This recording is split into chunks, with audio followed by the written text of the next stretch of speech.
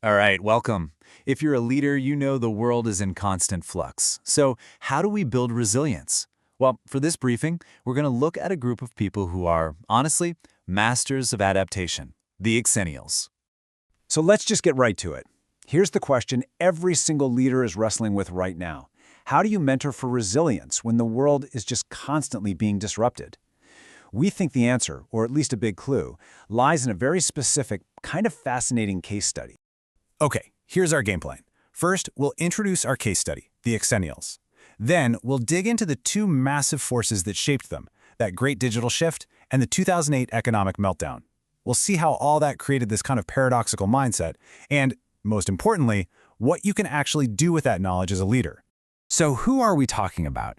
This is the Xennial microgeneration.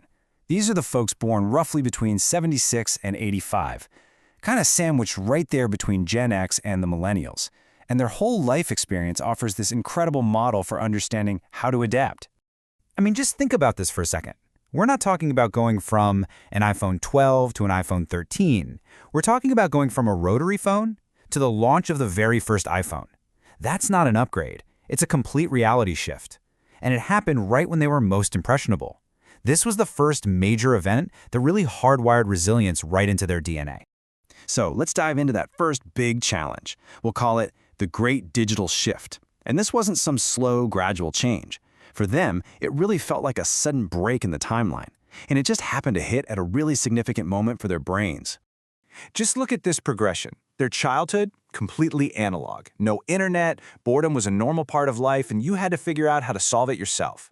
Then, as teens, they got that first taste of a connected world with that iconic screeching sound of dial-up. And boom, by the time they're young adults, high-speed internet is just everywhere. That's three totally different worlds, all before they even turn 25. And here's the wild part. The science behind why their experience is so unique.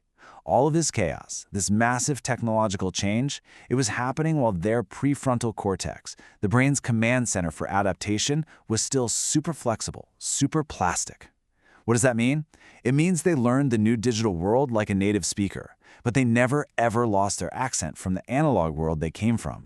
And that created this really profound difference in how they relate to the past, to memory. Think about it. Back in their analog youth, if you had an embarrassing moment, it was fluid. It would fade over time. It would turn into a funny story.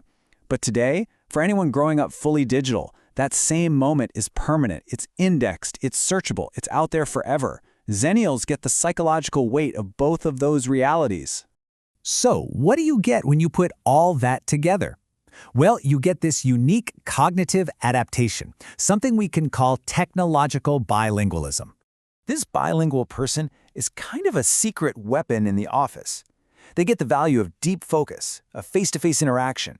They can sit through a whole meeting without reflexively checking their phone. But at the same time, you throw a new piece of software at them, and they're not intimidated at all. They'll just dive right in. They might brainstorm on a physical whiteboard before they ever touch a digital workflow. See, it's that ability to pick the right tool for the job, analog or digital, that makes them so incredibly effective. You know, this really gets to the heart of their whole mindset. Just remembering what it felt like to be genuinely unreachable for hours. You'd make a plan to meet someone at 8 o'clock, and you'd just show up. You trust they'd be there. That's a psychological anchor that's just gone now. It totally shapes their view on focus and presence in a world that demands an instant reply to every single ping. It's an experience a lot of younger folks on your team just literally have never had. Okay, but the tech whiplash, that was only half the battle. Just as they were finally getting their feet under them in this brand new world, a totally different kind of shockwave hit, and it hit them right at the most vulnerable point in their careers. 2008, the Great Financial Crisis. For this group, this wasn't just some headline on the news. This was a complete career derailment. They were in their late 20s, early 30s, that perfect launchpad moment when you're supposed to be building wealth, climbing the ladder. And then, the floor just fell out. And this is the crucial takeaway here. When you experience that kind of economic trauma right at the beginning of your career, it instills this deep-seated caution. It fundamentally changes how you think about risk, how you plan for the future. It creates this little voice in the back of your head that says, yeah, but this could all fall apart again. So, what happens when you smash these two foundational experiences together, the technological whiplash and the economic shock?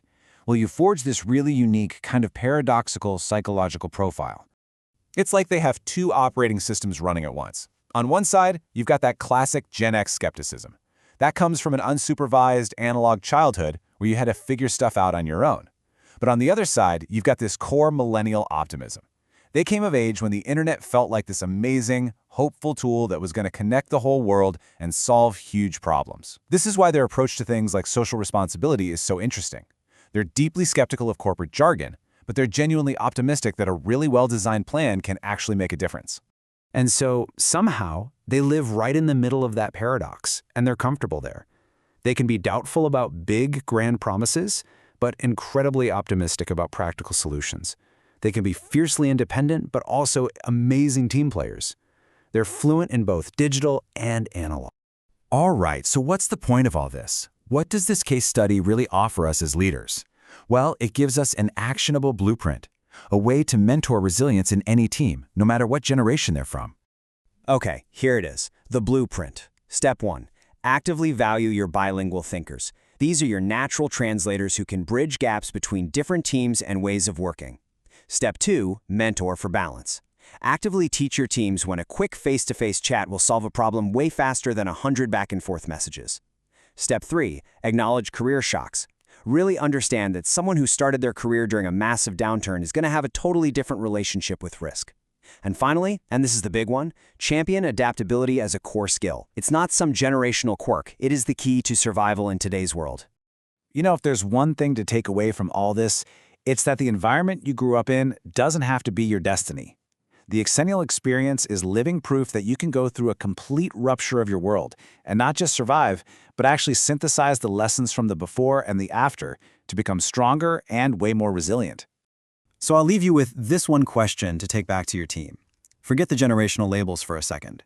Who are the people in your organization who can bridge worlds, who can think in different modes and hold those paradoxes without breaking a sweat? Find those people, because they are your key to navigating whatever disruption is coming next.